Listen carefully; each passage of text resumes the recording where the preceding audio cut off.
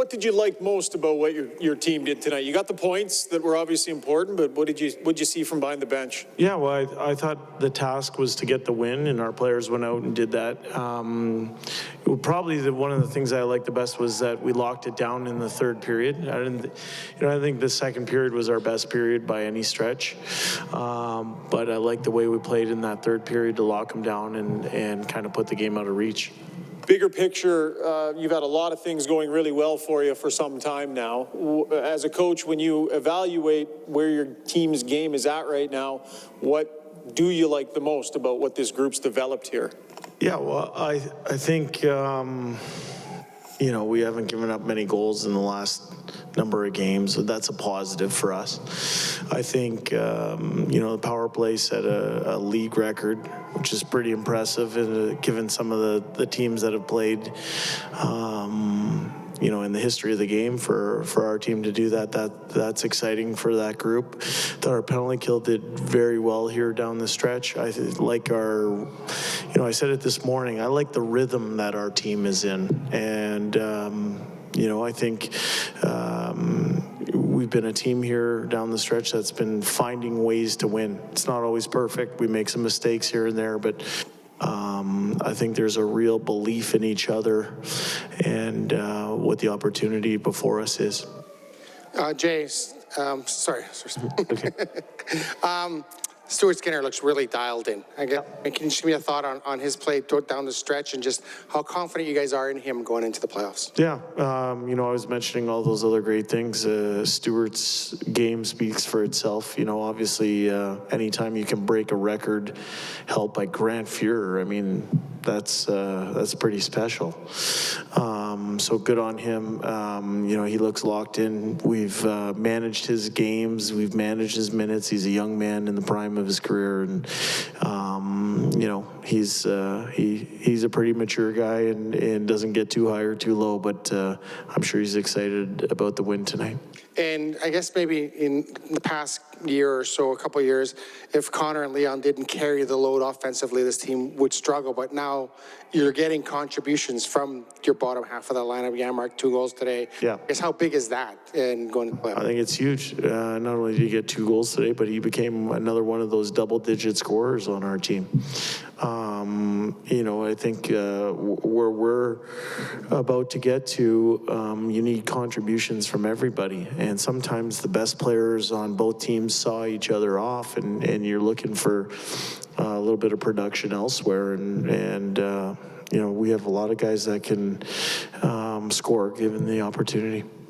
So you won 9 in a row, and you've got a lot of great numbers coming in here. What are the things that totally reset when the playoffs start, and what are the things that maybe you could find a way to carry over?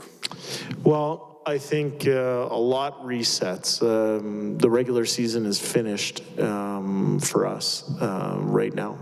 So once we find out who our playoff opponent is, we'll spend a lot of time in preparation, preparing for that team. But in terms of carryover, I've been saying this for the last couple months, is that since Christmas time, I've liked a lot of the parts of our team game. And, we've had moments here and there, but I believe that carries over. That's something we've been working at. It didn't just happen. There's been a lot of hard work put into that. But in the end, when you get into a playoff series versus one team, there's a lot of things that go into trying to find success. And in the end, you have to find a way to beat one team 4 different times. And, we know that whoever we get in terms of an opponent is going to be a very, very good hockey team. And it's going to require a lot of hard work, a lot of dedication, and a lot of attention to detail. Do you have to get to another level in the playoffs, or is there another level to get to? It looks like you're pretty much at the ceiling the way the numbers are going, the way, 14-0-1. How do you get better? Yeah, those are nice, but that's done. That's in the rearview mirror. And like I said, I think the way we get better is continuing to do hard things in pressure moments, and that's what the playoffs is all about. It's it's finding a way to be at your best when the other team is at their best. And whoever does it harder and longer is usually the team that wins. You have a reputation hidden gems and polish them until they shine. When I talk to some of your guys, they say that one of the things they love most about you is your willingness to trust the process with them, each individual player. Where do you get that mentality? How did you develop that ethos as a coach? Well, first of all, that's a huge compliment, and one that I really appreciate. Where do I get it? I think that just comes from experience. I had the good fortune to work on a lot of really good coaching staffs and work with a lot of really good players. It's no different here in Edmonton. We got a lot of really special people. I think one of the keys to coaching is to learn about each and every player, learn how people respond to different types of stimulus, get to know them as people, and then try and maximize their individual potential. So that comes from experience, but I'm pleased. That's a huge compliment. So Jay, when you're watching Seattle playing Vegas, are you rooting for one team? I presume if Seattle wins, you finish first overall, but you also get home ice if you play LA as well. So are you watching the game as a fan as much as a coach? I'm watching the game with the interest of being able to finally put my thumb on who we're going to play and direct all of my attention to that team. It looks like a pretty good hockey game from at the end of our game to right now. I was watching it. I think, Jim, you get to this time of year, everyone presents problems.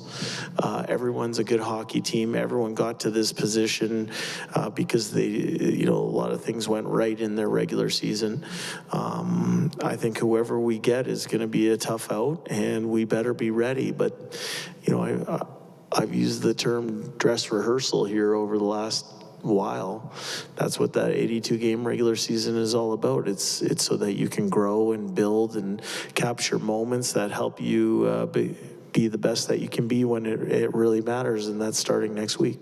And when Desharnais got hit into the boards there and looked like he hit his head in the glass, you don't want a player getting hurt in the last game where you're holding your breath a little bit.